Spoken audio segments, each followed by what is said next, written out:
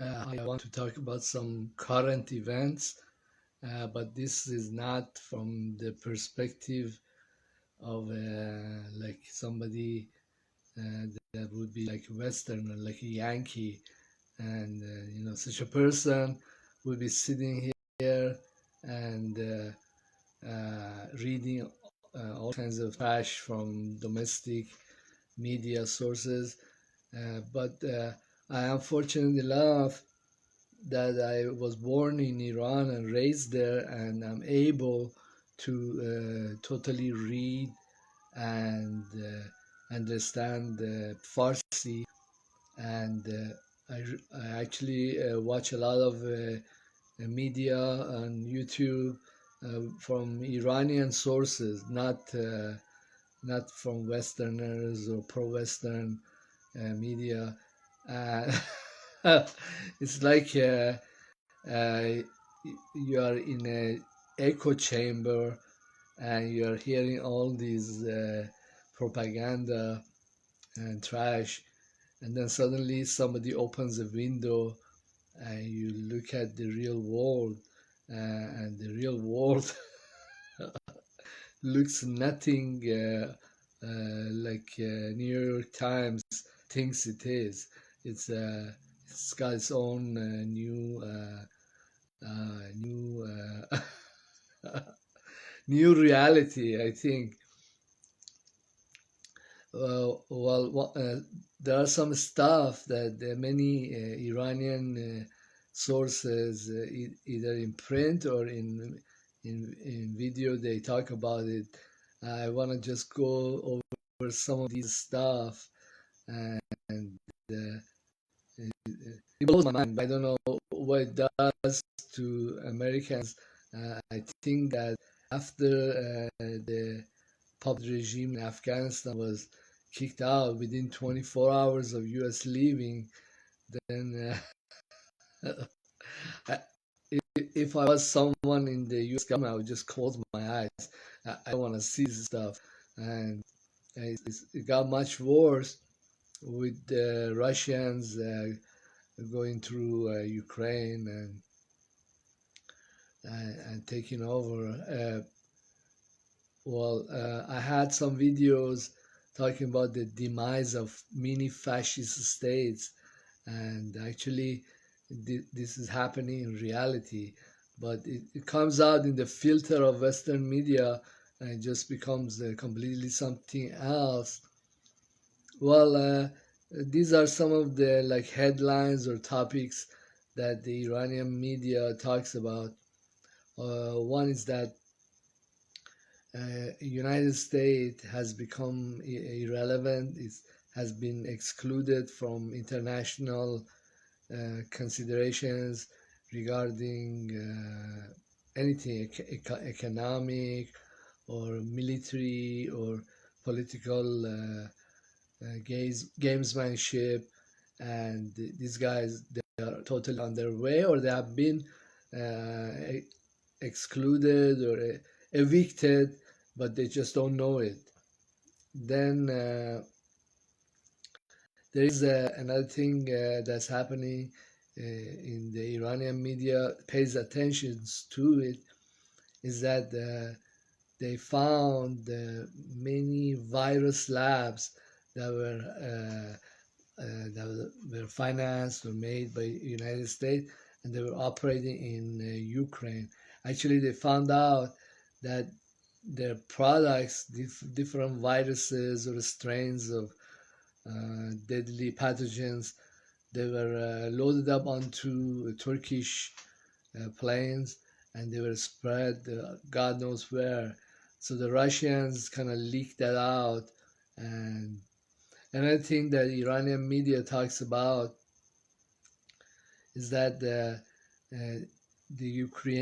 Ukrainians are actually lying, and there is no atrocity committed by Russian military. Actually, Ukrainian armies are going and hunkering down in apartment complexes or where there is a lot of population, and they use them as human shield, and then use the when something happens, they use that as a propaganda against the Russians. No. Well, if free media will talk about stuff like this and show you some videos and examples, but another thing that the Iranian media talks about is that the Iranian military is overwhelmingly stronger than many of its rivals, Israel or Saudi, and there is a desire to reclaim areas of Iran that had been separated from Iran, like the northern part of Azerbaijan. They call it the Baku regime, and Bahrain, which was forcefully removed from Iranian territory, uh, and even UAE. Iranian media doesn't call UAE UAE. They call it Emirat, which means collection of Amir. Amir means fiefdom. That's what the Emirat means, or fiefdom of these little sheikhs. I think that I saw a few Iranian media that there is a drive to recapture Bahrain and Baku and even occupy Abu Dhabi or UAE. Uh, well, nobody has sent in any drones or ballistic missiles to destroy all those nice buildings, tall glass buildings. I think that there is a rumor that Iranian government doesn't want those properties damaged because they are the future owners. They don't want things to be in a wreck, uh, but maybe that's some kind of defense for the UAE. But these four regimes, I'll tell you the fourth one, are very shaky, and at some point, Iranian military is going to take over. Well, the first would be UAE, the second would be Bahrain, the third would be Baku regime, and then the fourth would be the Iraqi Kurdistan. Well, what's amazing is that the Western media paid very little attention to what had happened a couple of weeks ago. Iranian military sent in 12 high precision ballistic missiles and destroyed a compound that was owned by Israel in Erbil, and that should have been a huge news. But then there were subsequent attacks on Turkish bases that is made in Iraq, and a refinery there too. Uh, I think that the future of these four regimes are very much up in the air, and I don't know any day what else is going to happen. Well, this stuff is all very important news, and the Iranian media talked about it. I don't understand why the U.S. Is. I would imagine the Uncle Sam just closing his eyes. I cannot see these things. I will not see them. Uh, Another development that's happening in Middle East that many Western nations they don't pay attention is that Pakistan is distancing itself from United States. Actually, there was some effort to overthrow Imran Khan. That's their president. Maybe it will not succeed. I don't think it will succeed. And even if it succeeds at some future point, then again another Imran Khan or this Imran Khan will come on to power and basically uh, dissociate or distance itself from the Yankee Empire. Uh, the uh, the same kind of trend is happening in India, but India is not publicizing it, but in practice, they are getting closer to the Russians and the Chinese. Well, not as much to the Chinese, but they are buying oil, gas from Russia, and they're keeping it quiet. And this will continue in the future. And also, they're buying many weapon systems from Russia. They they have large economic contracts with Iran. They're quietly continuing with that, and there is a lot of affinity between Iranians and Indians, even Hindu Indians. Well, it's like somebody try to break up a couple that they've been married like forever, and things just doesn't work out. They keep going back to each other. Well, I saw this movie. It was about couples that they had separated, that divorced many times, and they remarried, and well, how's that happening? Well,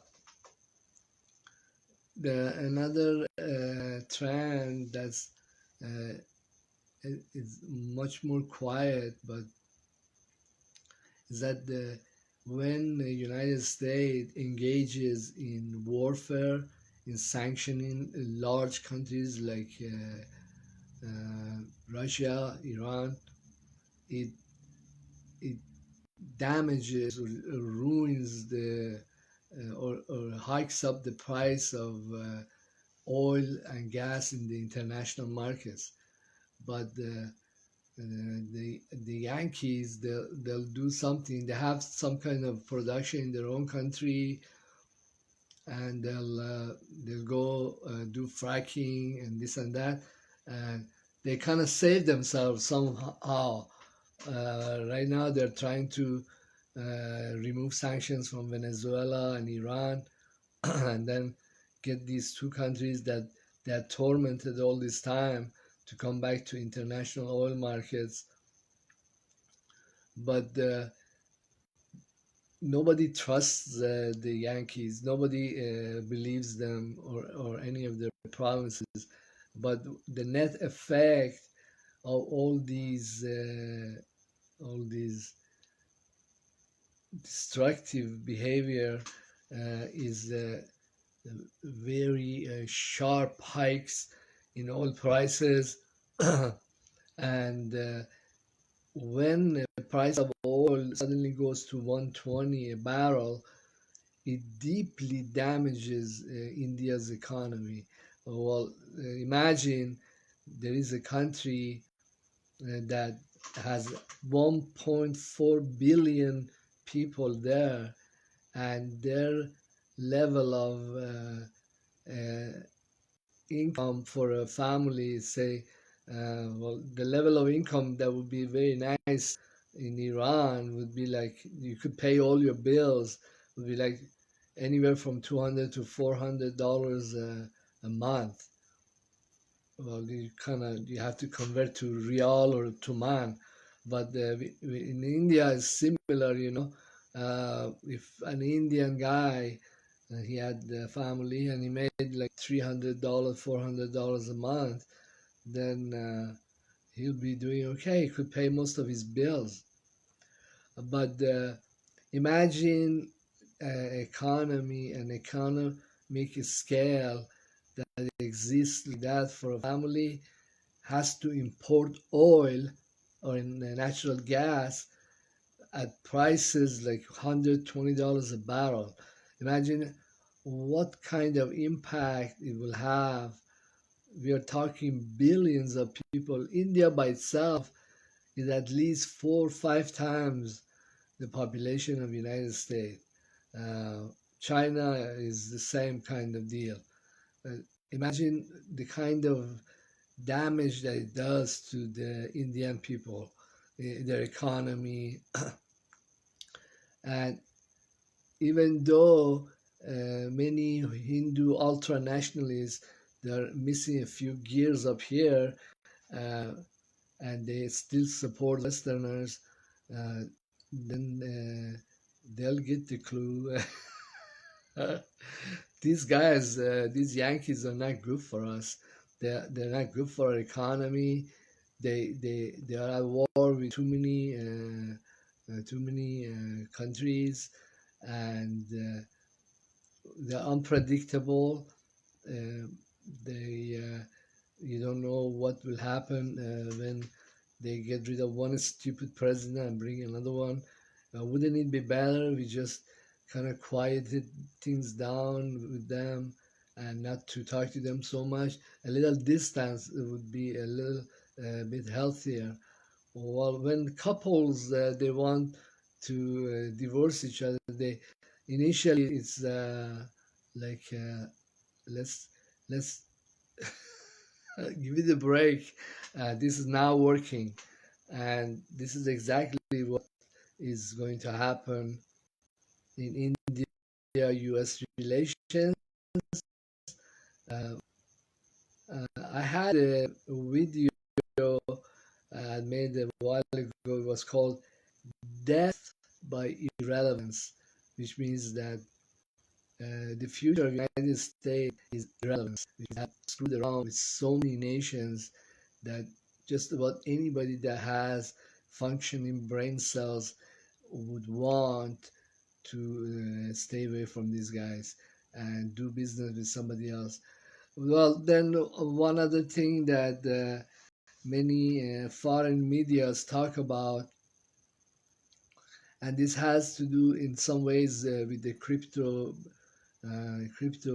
space, is that, for example, the Russian government said, well, for countries that are not friendly to us, like the Western Europeans, well, then you can pay in ruble or with cryptocurrencies.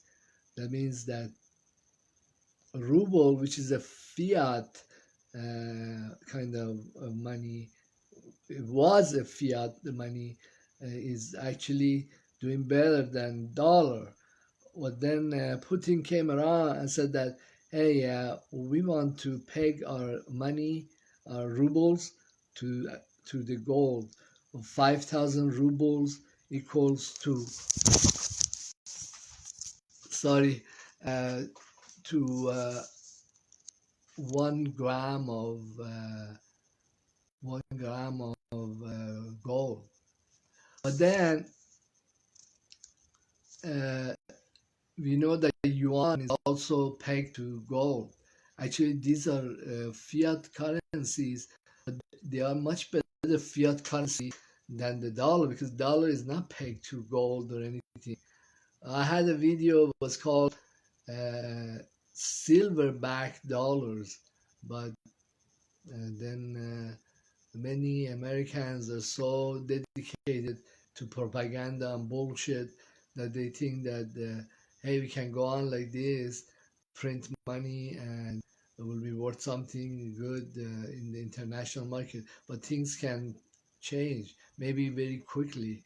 Uh, Also, many things politically or militarily on the ground in Middle East and other places are changing or have changed tremendously, but the the Washington D.C. is ignorant of it, because everybody is trying to stay away from the Americans. They really don't have the resources to take all these losses uh, that the Americans bring about. For example, the Indians in India doesn't really have the resources to to pay off uh, for oil in such inflated price, and $120 a barrel is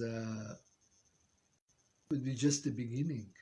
Well, concurrent with these all these disasters that have been happening for the United States and the oil market, the Houthis attacked and demolished or destroyed large facilities, Aramco facilities. It's amazing how little coverage it got here in the United States. Everybody was uh, focusing on showing that the Russians are such genocidal maniacs. Then, the I don't know how many millions of barrels of oil a day were extracted or subtracted from production of Saudi Arabia and other countries. And what will happen when Iran flexes its muscles and takes over UAE, Bahrain, and Baku, even Kurdistan or Iraq? What will happen to the oil markets? And well, the number of significant events that have happened, and the Western media doesn't even want to look at it, is mind-boggling.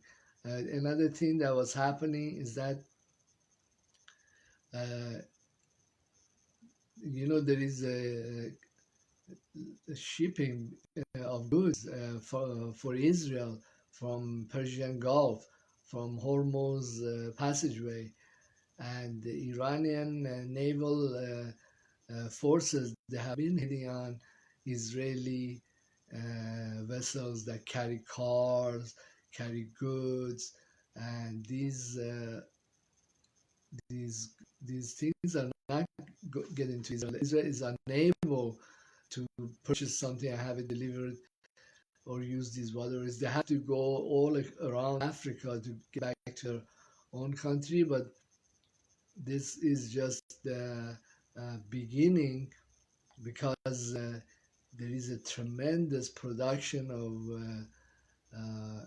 warships. Iran is manufacturing all these warships, and it will be a matter of getting around Israel itself and uh, blocking any ships from getting into the Mediterranean portion of the Israel. Israel would be then. Oh, another very significant thing that has happened. I hardly ever see in any Western media talk about it. Is that there has been corridors, either underground corridors or like tunnels, uh, or otherwise from Egypt, from Jordan, from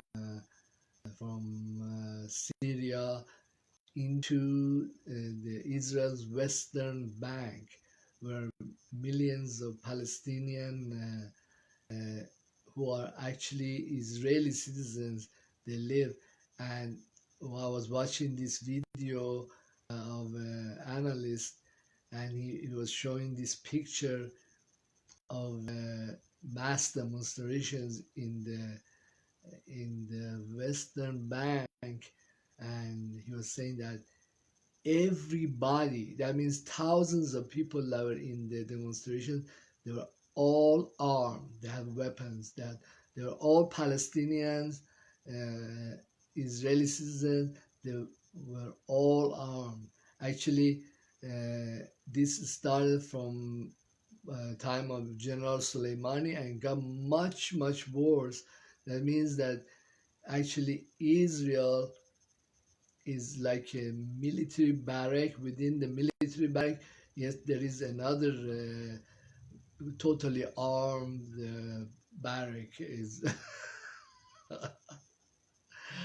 I don't know. I don't know. I, I mean, I feel sad for many Westerners, even for their diplomats, because this stuff should be all over the news from your own news sources. You shouldn't be hearing it from a vlogger like Hassan. Like, I'm sitting in my living room, filling out this video and telling you all this stuff that has happened. Uh, a lot of this stuff you probably heard it just from me. You are a sad case. But hey, people want to live in echo chambers, and they like the way it makes them feel that they are empire and everybody respects them and they're worth something, which actually is not true. And I would say that this is sad. This is really shouldn't be in the case. We need to have free and open journalism in United States. I don't know what has happened. Uh, if the, their journalists are afraid, they've been intimidated, they've been bought off, and they're keeping quiet to let all this propaganda in. But just imagine how much stuff you just heard that are totally very important. Well, one last thing. I'm sure there's many other events that has happened.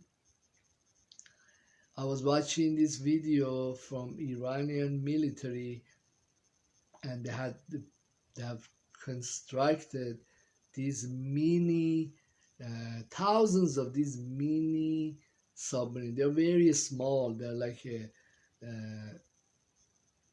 they're almost like a movie underwater bomb, and this has its own locomotion. It's totally guided by sonar or something from outside of the water, from the shore. And these mini subs, uh, they're like drone like subs. They are able to go and park themselves next to say Israeli cargo ship and blowing them up. Actually, one Israeli cargo ship that was carrying cars, just the whole thing went up in the smoke, or it sank, and it was actually the Iranian Coast Guard that rescued the sailors that were in this shipping vessel. Well, what came out, and they were showing that I saw at least 1,000 of these mini subs. I mean, is any kind of cargo shipping or a naval vessel U.S. may have, or UAE or Israel may have, is it really safe in Hormuz waterway? Is the war already lost? That's what I'm saying. Uh, but I think that if you should let your friends know about this video and all these events that have happened, and nobody knows about it in the Western countries, and that would be like something like a public service that you let them know, hey, this is going on. Well, this is getting a really long video, and I used to watch Kaiser Report. They have stopped broadcasting their report. That was a very nice, informative kind of weekly report. I wish they would come back, but uh, the uh, cryptocurrencies, they're gonna become much more important, simply because the United States harasses so many countries. There is the desire to bypass the dollar, a strong desire, with many countries like Russia, India, Iran. Well, the last thing, I saw this with Parveen Zamani. She's a journalist, and she was saying that we should do the same with our oil, and make other countries, or countries that are hostile to us, pay in our money, pay in real or toman. Uh, Go ahead and buy it anywhere that your little heart desires in the open markets. Buy toman and buy our oil from us. Then our money, even though it's a fiat money, will become strengthened, and the dollar will diminish. Okay, that could be another scenario for the future, that concurrent with the Bitcoin or other cryptocurrencies becoming significant and important and valuable, other fiat currencies that are not as abusive uh, as the dollar will become significant. I think ruble and yuan, they'll become international reserve currencies, even more so because they're both now pegged to gold. I mean, that's pretty good form of money. Ruble, that's hooked with gold, or yuan, that's hooked to gold. And you know that these governments, they will not fuck you over like the Yankees, and they will not invade your country, or their Fed will not block your account. This is very nice. This very nice fiat currency. Who says all fiat currencies have to die? Well, thank you very much for being my YouTube channel.